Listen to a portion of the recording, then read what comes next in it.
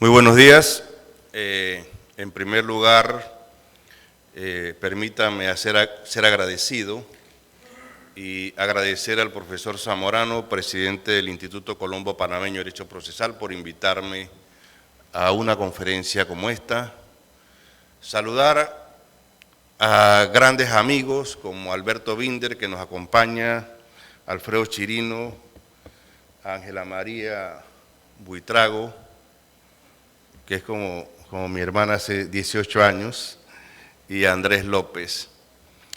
Realmente es un placer, es un gusto saludarle a cada uno de ustedes. Quizás no tengo ese don de mantener la concentración de un público como ustedes y selecto como este. Entonces voy a pedir en primer lugar que ustedes tengan un poco de clemencia conmigo y me presten atención.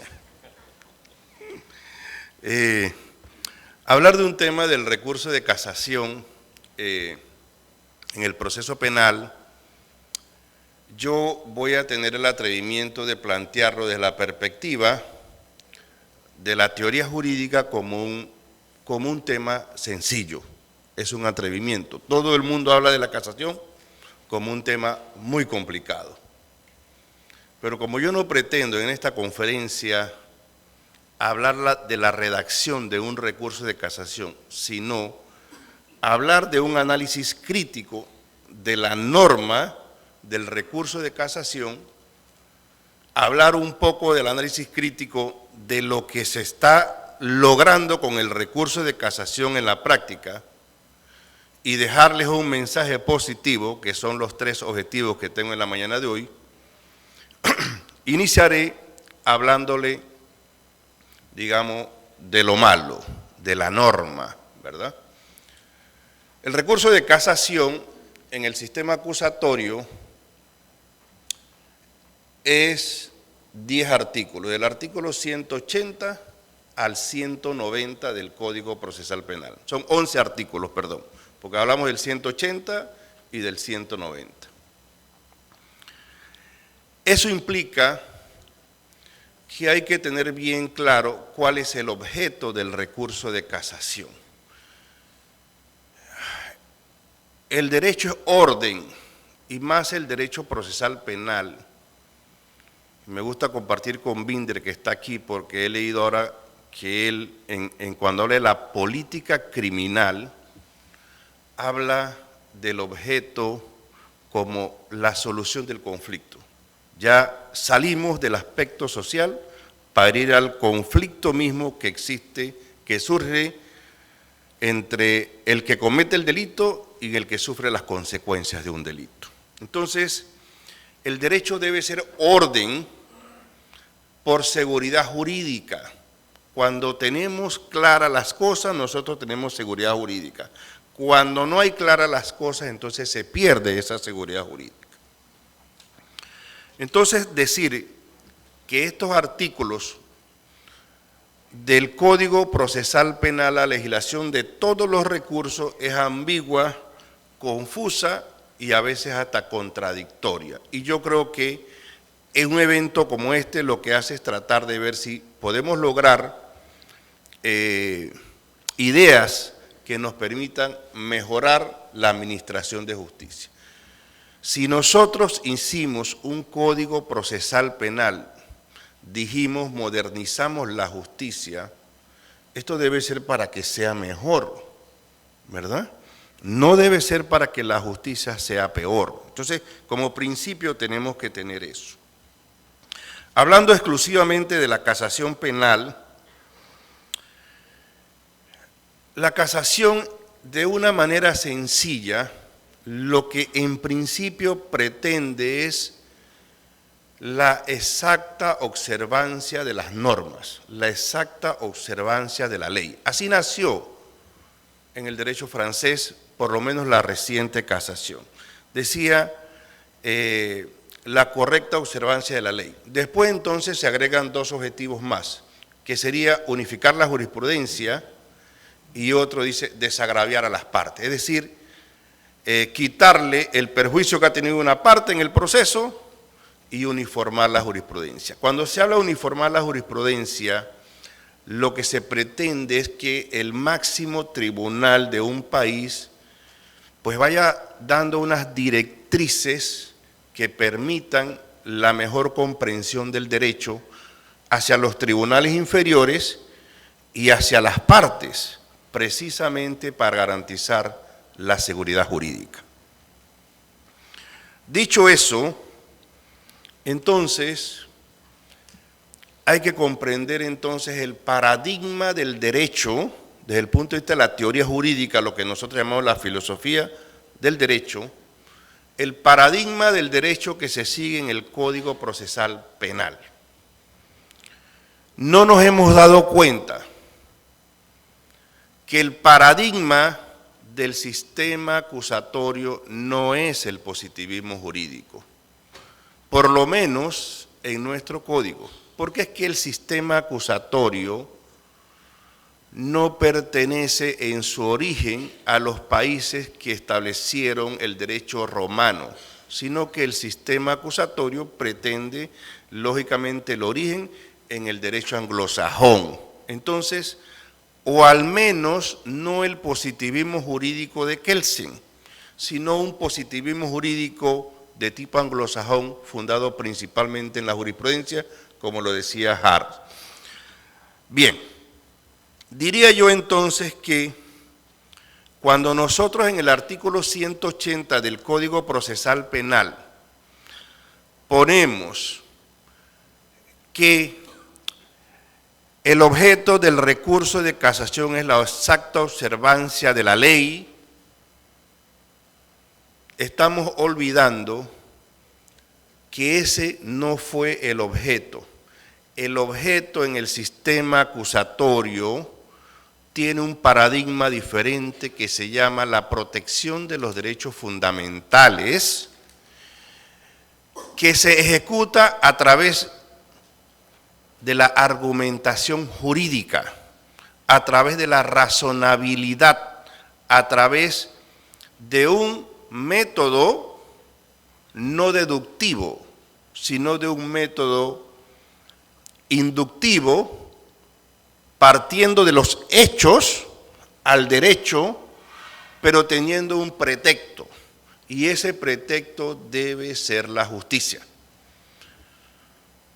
En la teoría pura del derecho, Kelsen nos decía, el problema de la justicia no es un problema del derecho, el problema de la moral no es un problema del derecho.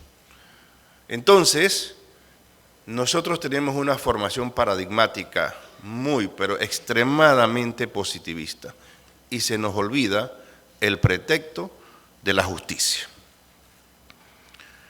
Entonces, el código o el verdadero objeto del recurso de casación, en mi opinión, que se olvidó, no es congruente con las causales, porque cuando yo entro a las causales, entonces, miren las causales lo que me dicen.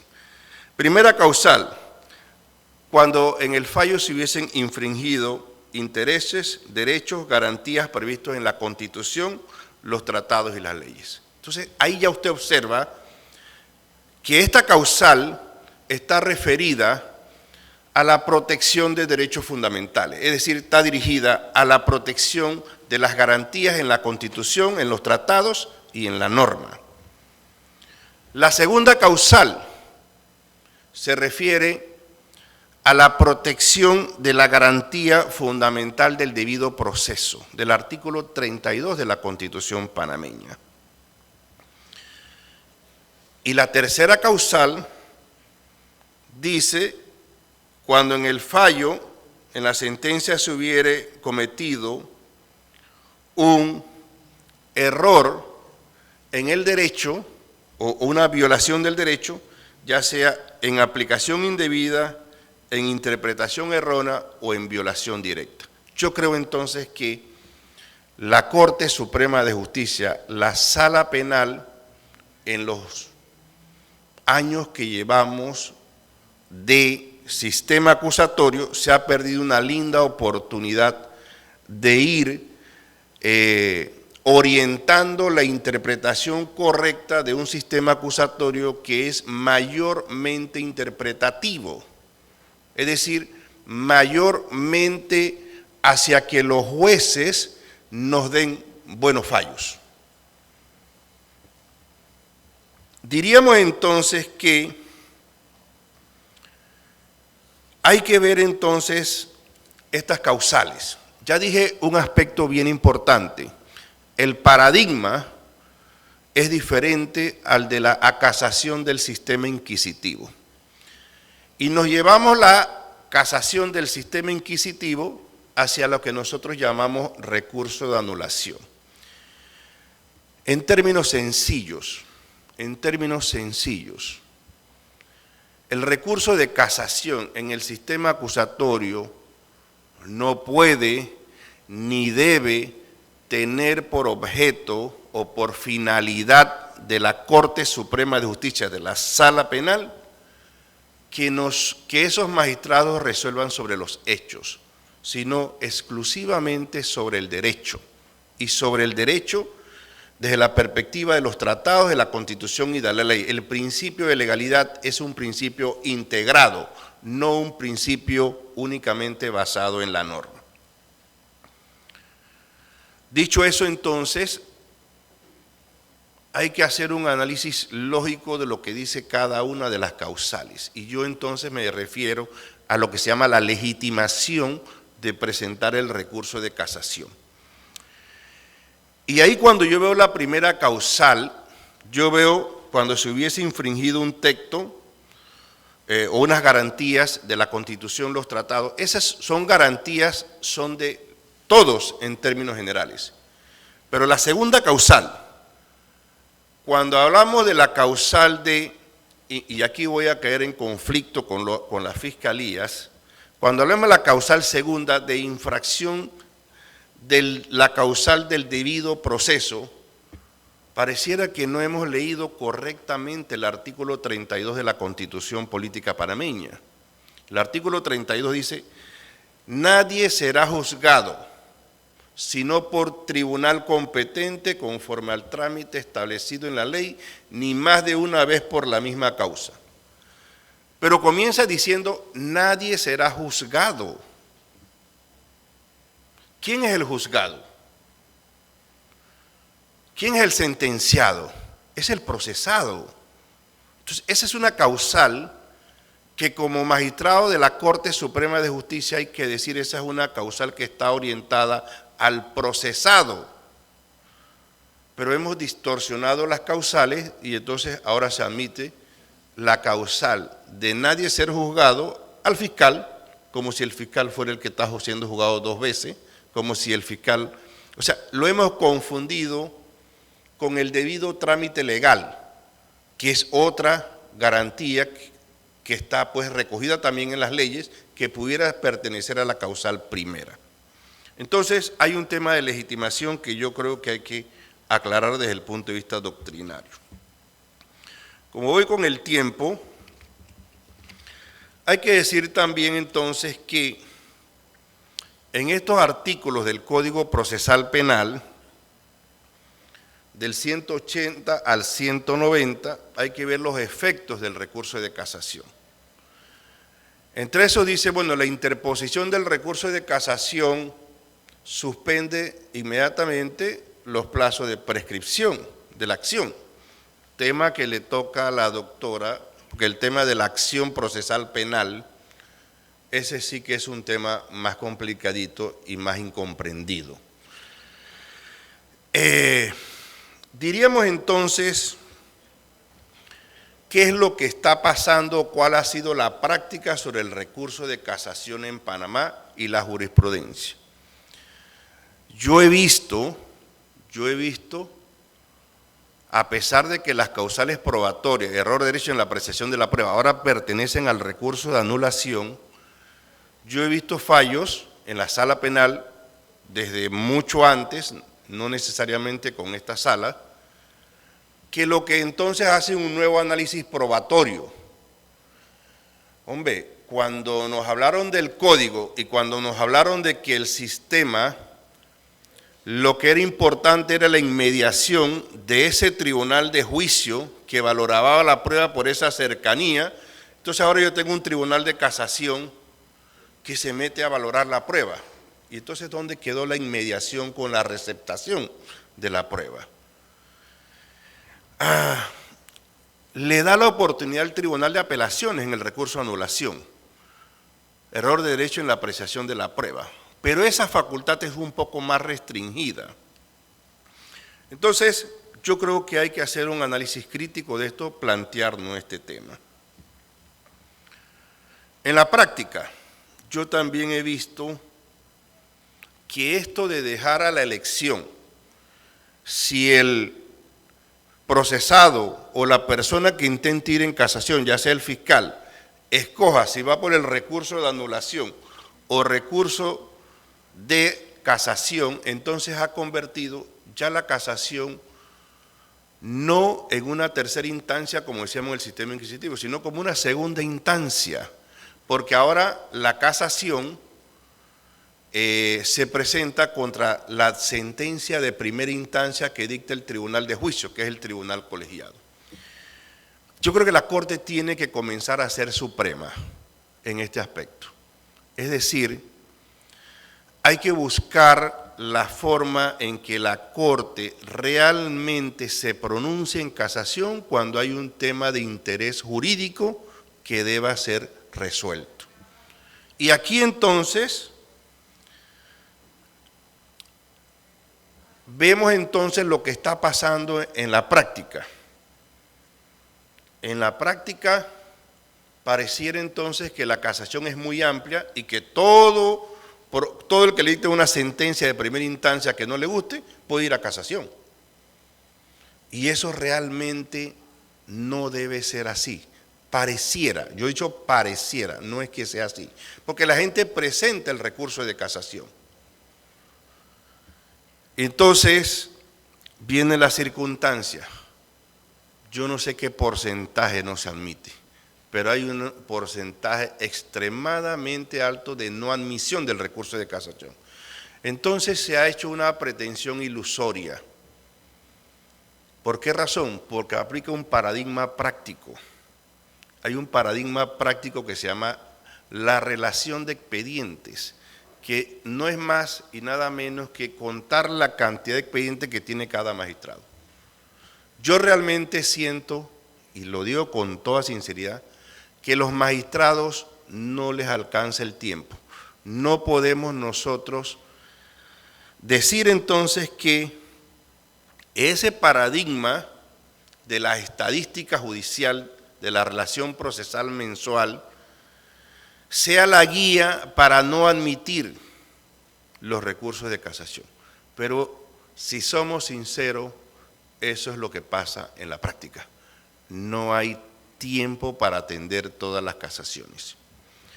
Hay ahorita un proyecto de código de modificación de la ley, porque también es muy ritual. Obliga a los magistrados de la sala penal a hacer una audiencia de casación.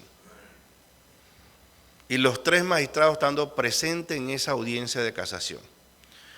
Realmente es celebrar el juicio de nuevo. Entonces, ¿qué es lo que hay que hacer? Hay un proyecto de ley que dice, bueno, la audiencia solo se va a hacer cuando la pidan las partes. Hombre, se la van a pedir. Se la van a pedir en la mayoría de los casos. Entonces eso no va a resolver el problema, señores magistrados, de su tiempo. He dicho, la Corte debe empezar a ser suprema en este aspecto. Quizás, si esta es la realidad práctica que tenemos, habría que buscar a ver si la figura del certiorari, del derecho anglosajón, del derecho norteamericano y del derecho inglés pudiera servirnos para que sea la Corte la que diga, déjame saber, ¿verdad? Déjame saber para yo tener un pronunciamiento en tantos temas que dan para una mejor interpretación, para que la Corte entonces dé esas directrices sobre la interpretación del derecho. Cuando tenemos una tercera causal de infracción del derecho por violación directa, por aplicación indebida e interpretación errónea, debemos estar claro que eso se refiere a la norma sustantiva de derecho, a la norma sustantiva, a la norma del Código Penal. Pero entonces tendríamos que ver si cambiamos entonces el paradigma también de lo que es la estructura del juicio. Porque es que realmente, si somos prácticos, los juicios ya se están fijando en chorrera, creo que para el 2027, ¿verdad? Entonces, hagamos un análisis crítico. Busquemos la mejoría de la justicia y que la sala penal comience a dar unas directrices que mejoren la justicia. Hay un paradigma peor a veces para la no admisión. Depende de quién presenta el recurso. Eso está muy mal, ¿verdad? Yo realmente dejo estas reflexiones de manera muy responsable, no a título de criticar a nadie, todo lo contrario. Estoy extremadamente preocupado por la credibilidad del sistema de justicia de mi país. Porque es que los medios de comunicación también, en este sistema acusatorio, se tiene que ser un poco más responsable, porque pareciéramos a veces que lo que incentivamos es la incredulidad en el sistema de justicia. También nosotros, los abogados y los jueces y los fiscales, como operadores del sistema de justicia, tenemos que ser más orientadores.